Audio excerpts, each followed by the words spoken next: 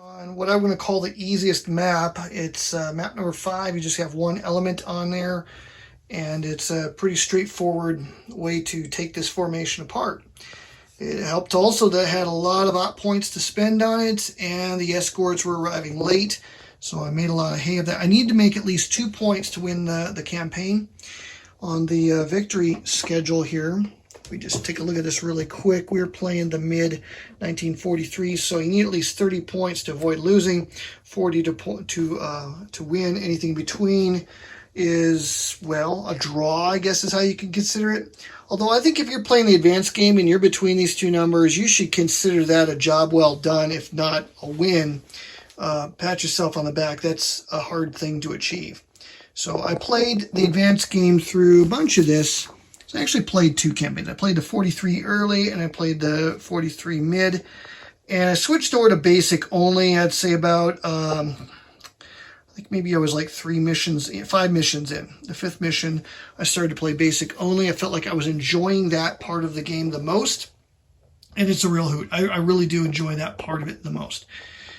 And I started to get more aggressive with my pilots, exploring new tactics. It was working. I had a couple... Well, I had 3 missions in a row where there was no escorts, so I got super aggressive, but then I started to get some bad luck with the damage chits. Like, for a lot of the game, I was making the save die rolls on these and not dying. And then ones that end up on the fate chart, I was able to either land safely or have minimal effects. So I was picking up experience on that, and so I started to just allow the hits to happen, get aggressive, take these formations apart. But it started to cost me. The last 3 missions, I got a little unlucky on it. I had up to, I think 4 pilots ended up in the fate box, one of which his plane exploded, and somehow he had bailed out on a die roll of 10. So got pretty lucky on that. So I was able to save one of them, but I lost a couple of my expertin pilots. That's the other issue. Started to use my expertin pilots more and more, leaning on them a little bit too much. So I have a lot of mediocre pilots.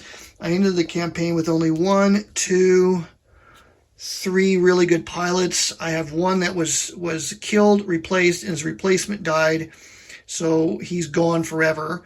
And now I have Brunswick, Ethan, and Martin that are left as a replacement. So I've got 3 green pilots and 3 expertin, which I think is be kind of iffy going into the next campaign with that.